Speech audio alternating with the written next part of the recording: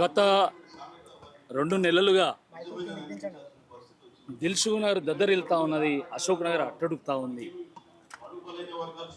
ఈ రాష్ట్రంలో 19,000 ఖాళీలు ఉంటే పోలీస్ డిపార్ట్మెంట్లో కేవలం 7,000కు మాత్రమే మీరు నోటిఫికేషన్ ఎట్లా వేస్తారు అని చెప్పేసి రాష్ట్రంలో ఉన్నటువంటి లక్షలాది మంది ఎస్ఐ పీసీ యాస్పిరెంట్స్ అందరూ కూడా రోడ్ల మీదకి వచ్చి కొట్లాడుతూ ఉంటే ముఖ్యమంత్రిగా వారి సమస్యను విని దానికి సమాధానం చెప్పాల్సింది పోయి వారు మీరు ఇండ్రిని దాగి జావుండి, మీరు పండి బొర్లుండి అయినా కూడా నేను ఉద్యోగాలు ఇవ్వని చెప్పడం చాలా దురదృష్టకరం, చాలా దుర్మార్గం కూడా.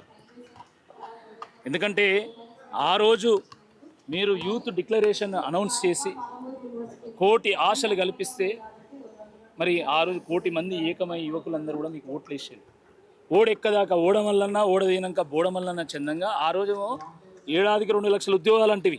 ఈ రోజేమో ఉద్యోగాలు ఇవ్వమంటే మీరు అడ్డ మీద కూలీలు, మీరు ఇండ్రిని దాగి సాగుని, మీరు పండి బొర్లుని, నేను మాత్రం ఉద్యోగాలు ఇవ్వమని చెప్తున్నటువంటి ఈ సందర్భంలో అస్మా గారు ఏర్పాటు చేసినటువంటి రౌండ్ టేబుల్లో నేను పాల్గొన్నాను.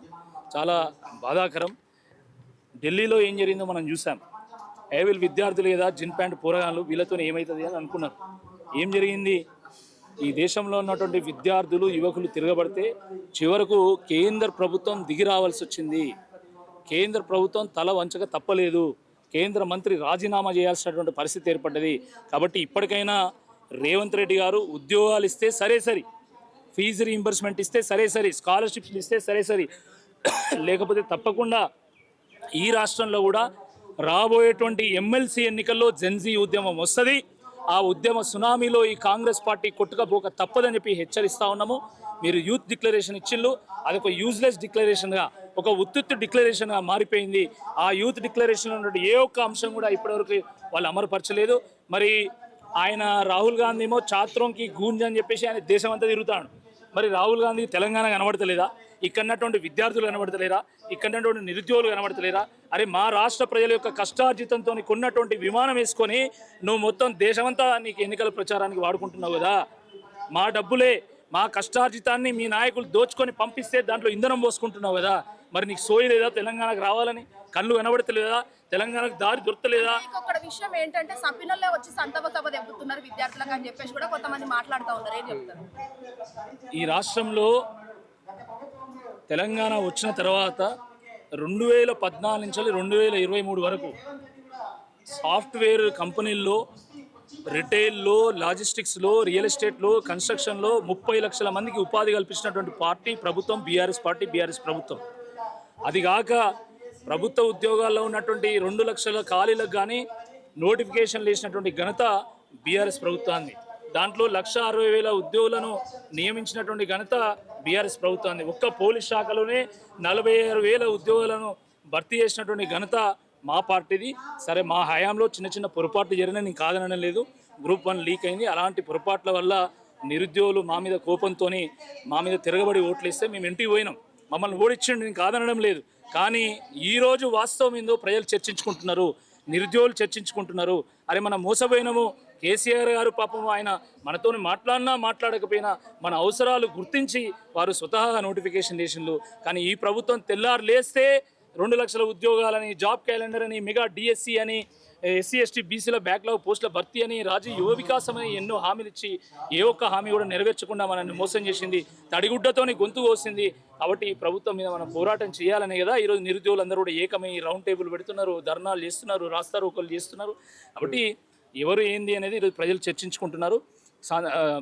కాబట్టి తప్పకుండా ప్రజలు చైతన్యవంతం కావాలి, నిరుద్యోగులు చైతన్యవంతం కావాలి. ఢిల్లీలో జంజీ ఉద్యమంలో ప్రభుత్వాన్ని తలదించే విధంగా చేసినప్పుడు తప్పకుండా మన దగ్గర కూడా మనం చేయగలుగుతాం. తెలంగాణ గడ్డ మీద పుట్టినటువంటి ప్రతి బిడ్డ డిఎన్ఏలో తెగింపు ఉంటుంది, తిరుగుబాటు ఉంటుంది, త్యాగం ఉంటుంది.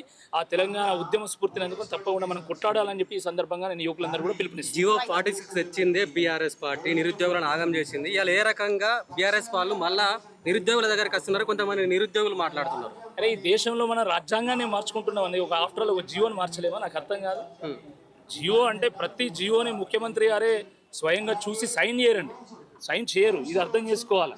ఆ రోజు అధికారుల యొక్క సూచన వల్ల లేదా సరైనటువంటి అధ్యయనం జరగకపోవడం వల్ల, సరైనటువంటి ఫీడ్బ్యాక్ రాకపోవడం వల్ల జియో 46ని ప్రభుత్వము ఆమోదించింది. కానీ దానివల్ల జరిగేటువంటి నష్టాన్ని తెలుసుకొని దాన్ని సవరించాలని ప్రయత్నం చేసినా కూడా అప్పటికే కోడ్ వచ్చింది, సాధ్యం కాలేదు. దాని తర్వాత జరిగినటువంటి ఎమ్మెల్సీ ఎన్నికల్లో నేను చెప్పాను, కేటీఆర్ గారు చెప్పారు, నిండు సభల్లో మేము మాట్లాడినాము, జియో 46 మీరు రద్దు చేస్తామన్నారు. మీరు తప్పకుండా రద్దు చేయాల్సిందే, గెలిచినా ఓడినా జియో 46 మీద నేను కొట్లాడుతా అని చెప్పినా, నేను ఓడిపోయినా ఇదే జియో 46 వల్ల నేను ఓడిపోయినా కూడా అదే జియో 46 కోసము సుప్రీంకోర్టు మెట్లు ఎక్కినాము. తప్పకుండా సుప్రీంకోర్టులో మాకు న్యాయం జరుగుతున్నటువంటి ఒక నమ్మకం ఉన్నది. దేశంలో మనం రాజ్యాంగాన్ని మార్చుకుంటున్నాం, రాజ్యాంగ పీఠికను కూడా మార్చుకుంటున్నాం, అలాంటిది ఒక జీవోను మార్చలేమని నాకు అర్థం కాదు. వాళ్ళ అన్నదమ్ముల కోసం ఎన్ని జీవోలు తీసుకొస్తాను, వాళ్ళ కాంగ్రెస్ పార్టీ కార్యకర్తల కోసం ఎన్ని జీవోలు తీసుకొస్తాను.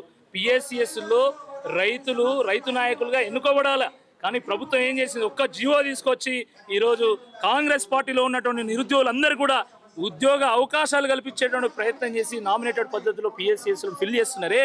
మరి అలాంటిది ఒక జీవోని మీరు మార్చలేనటువంటి చాతగాని ఒక దద్దమ్మల మీరు అంత నిర్వీర్యమైపోయిందా ఈ ప్రభుత్వము?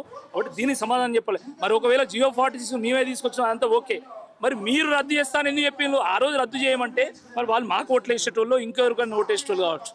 కాబట్టి ఈ దొంగ ముచ్చట్లు మానుకోవాలి. ఎస్, జియో 46 తీసుకొచ్చింది మేమే, తప్పు జరిగింది, పొరపాటు జరిగింది, ఆ పొరపాటుని సవరించాలని మేము కోరినాము. మీరు మేనిఫెస్టోలో పెట్టిండ్రు, మేము ఓడిపోయినాం, మీరు గెలిచిండ్రు, మీరు అమలు చేసేటువంటి బాధ్యత తీసుకోవాల్సిందే ఈ సందర్భంగా నేను డిమాండ్ చేస్తున్నాను. Thank you.